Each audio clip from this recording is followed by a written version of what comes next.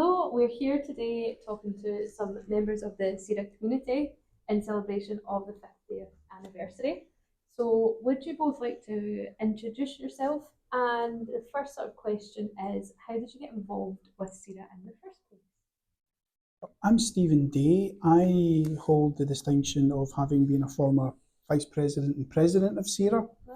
My first interaction with SERA was in 2009, believe it or not.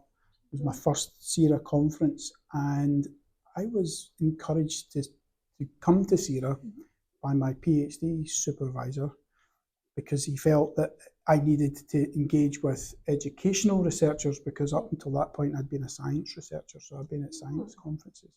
So it was a different atmosphere, a whole different feel. So that was how I first encountered SERA, and then from there I became a SERA member. Oh wow, that's so cool. Yeah. Quite nice to see a similar journey to what a lot of people experience. Yeah. Like you're encouraged to join with your supervisor, and then from there it just keeps growing. Yeah. Well, I'm Isabel Nisbet, and I'm a wee bit of a fraud because I'm here really because the founder of, so one of the founders of SERA and the chair of the committee that put it all together was my father, Stanley. And I first heard about it from him in the 1970s, by which time I'd left home but heard what he was getting up to, and saying he was chairing this group that were bringing together research and practice. He was very, very keen on reflective practice and sharing, and to get practitioners involved in research was what his particular interest was. And so that's how I first learnt about it. But of course, I knew a lot about the Glasgow School before that, because Stanley was the first chair of education here, and that was a wee bit earlier. That was right back in 1951, and I was very small then. So that's my memory, and it's such a pleasure to see how flourishing it is.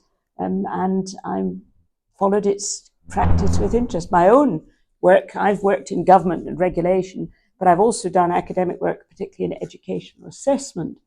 And I've had links with both with BERA and with SERA on that, and also with Stanley's brother, my Uncle John, who was the first president of BERA. And so I've got some memories of discussions that they had together. I can tell you more about that later. Yeah, of course. Interestingly enough, when I actually started with SERA, I was actually a working classroom science teacher. So, because I did my PhD part-time, and I was engaging with SERA as a practitioner before I moved into university. Wow. That was good. So that leads us quite nicely then on to your most memorable moments of SERA. So either as a member, as president, vice president, just from childhood, anything at all that you have in mind. From my perspective, because I've got lots of memorable moments with SERA, I remember the very first time I did a presentation in 2009, and I was doing my presentation, and one of the audience after the presentation said to me, what do you do? And I said, I'm a science teacher. And he had this look on his face that was really, no, you can't be. Because he was an English specialist. He said, there's no way a science teacher could come up with something as beautiful as that. And I was like, oh, well, there you are. So it was really, really quite a compliment, but it was actually quite funny as well, because the first thing he did was he said, let's go to the bar, we'll have a wee beer and have a drink and have a chat about what you've just presented. And that started me off thinking, wait a minute, here these people are, they're really interested in what you're doing. So it was a nice, introduction. The most memorable person, and I will use a person that was quite influential on me, was actually Stephen McKinney, because at the conference dinner that night, he was sitting next to me and he just was chatting away.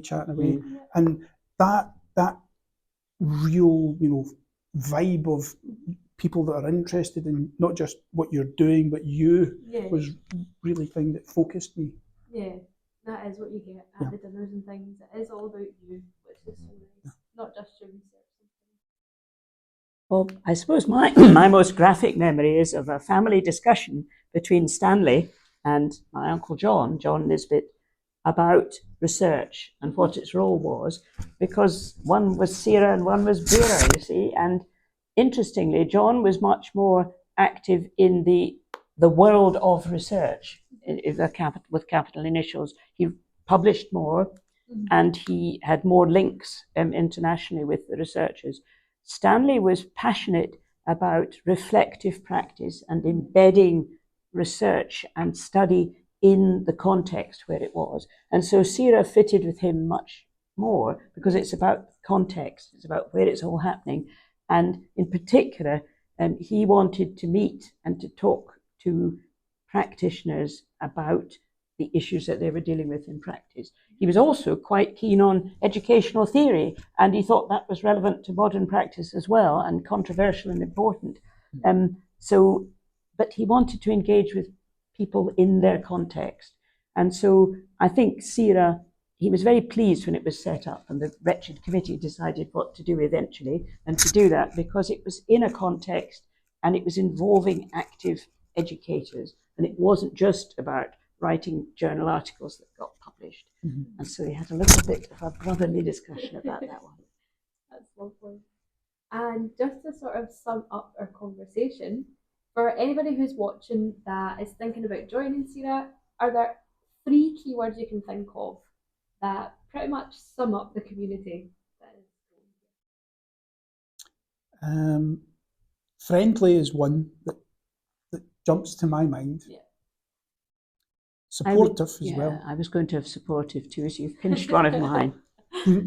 Supportive and critical, but not in a negative way.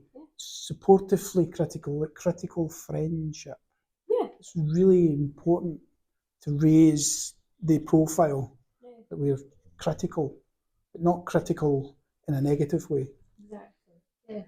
Well, I've lost supportive, so I'll try reflective. It's this idea of practice and sitting back and reflecting about it.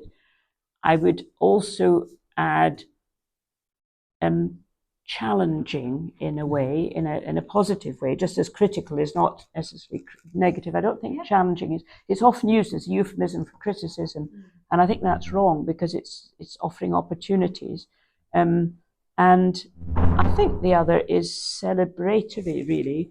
I think, and I know that Stanley felt this, that there was a tremendous amount of good practice in the educational practice in Scotland, and particularly in the west of Scotland, that he knew very well.